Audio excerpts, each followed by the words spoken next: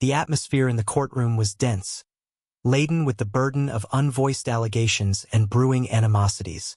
It resembled a performance, and we, the reluctant participants, compelled to enact our personal drama beneath the unforgiving spotlight of societal observation. She sat across the aisle, exuding an air of serene detachment. She stood with impeccable posture, her dark hair neatly secured in a sleek, severe bun that highlighted the striking angles of her face. Yet it was her eyes that captivated me, those icy, analytical eyes that had previously offered me comfort, now brimming with a self-satisfied assurance that drove me to frustration.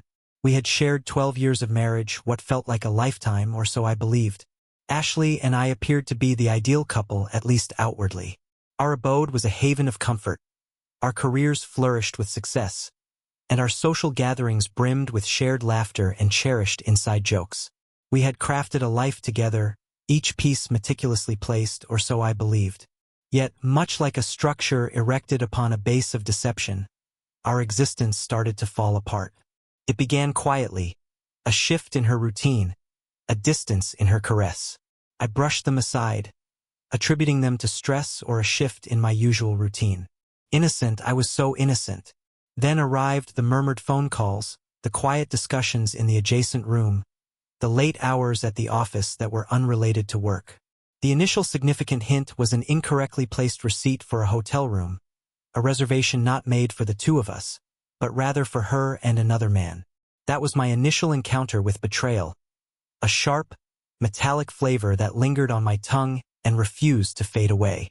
It was a mere paper cut in contrast to the impending sword that awaited.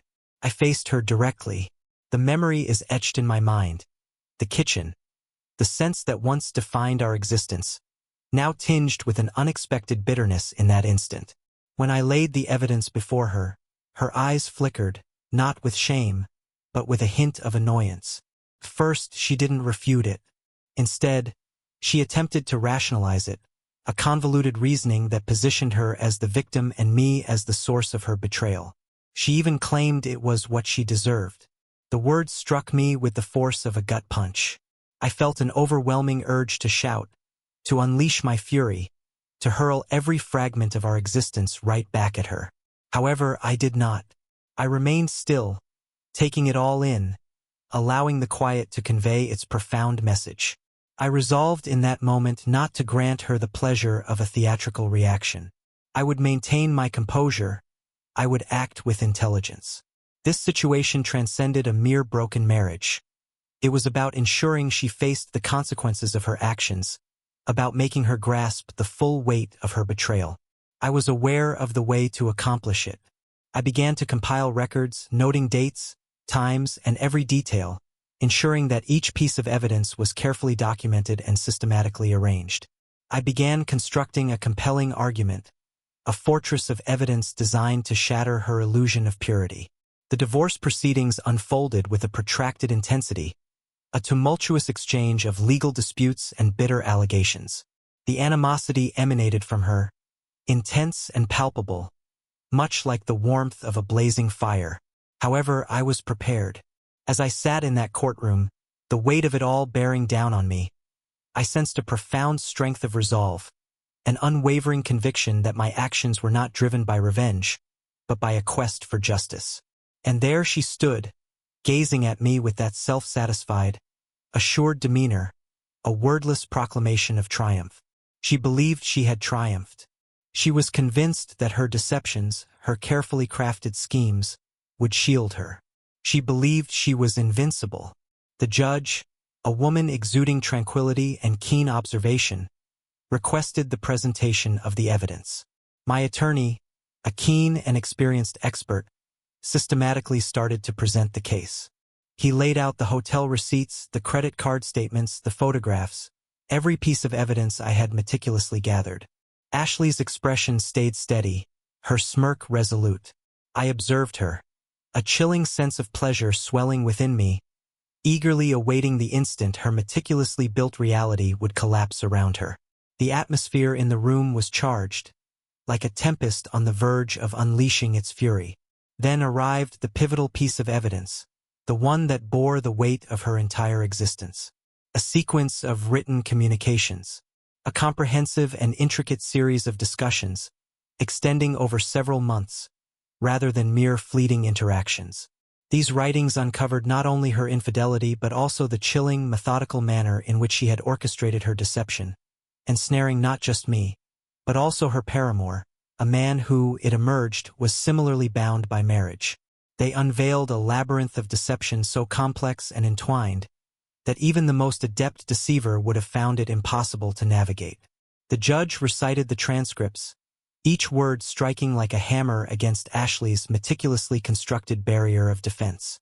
With each sentence, her smirk wavered, her composure began to unravel, and her eyes, filled with alarm, flitted anxiously around the room.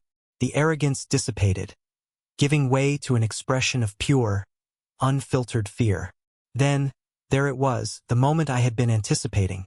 A text message to her lover in which she clearly indicated her intention to financially drain me in the divorce, using the affair as a bargaining chip. She referred to me as a fool. This marked her downfall, the validation of her ruthless intentions, her complete absence of regret or ethical direction. It was a declaration that laid her character open, exposing the profound layers of her deceit. Her complexion drained of color. Her hands shook with anxiety as she urgently murmured to her attorney.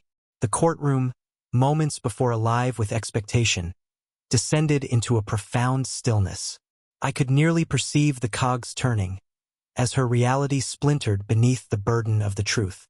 The judge, her demeanor serious, regarded Ashley and spoke with a measured authority that filled the space around her.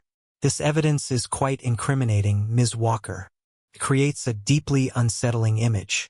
It addresses not just betrayal, but also intentional wrongdoing and a profound violation of trust." The gavel struck the wooden block with a decisive, echoing crack, a sound that reverberated in Ashley's ears, marking the end of her meticulously constructed reality. A wave of near satisfaction washed over me, yet it carried an undercurrent of profound sadness. This was not a triumph, not truly. It marked an ending, a concluding segment in a sorrowful tale. The divorce settlement was decidedly in my favor, placing the financial weight of her deceit firmly upon her. The ruling served as a confirmation of the truth, a definitive statement that her deceit would face consequences. The world had crumbled around her, not with a sudden bang, but through a gradual, painful descent. Her attorney, once radiating self-assurance, now appeared completely despondent. Ashley, ghostly and trembling, avoided my gaze, her eyes glued to the table as she grappled with the depth of her misjudgment. She believed she could outwit me, that her game could persist without repercussions. As I exited the courtroom that day, it wasn't a sense of victory that accompanied me, but rather a deep and overwhelming relief. The burden that had been bearing down on me for what felt like an eternity had at last been released. I glanced back, seeing Ashley there, utterly defeated. The expression on her face, which had previously radiated confidence, now reflected a blend of terror and utter despair. The panic was palpable, the dawning comprehension that she had crossed a line, that her meticulously crafted schemes had unraveled, utterly and disastrously. Her silence resonated more profoundly than any shout. She had misjudged me, confusing my calm demeanor for fragility, my endurance for unquestioning faith.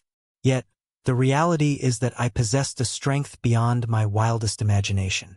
Ultimately, it was that resilience, combined with honesty, that triumphed in the end.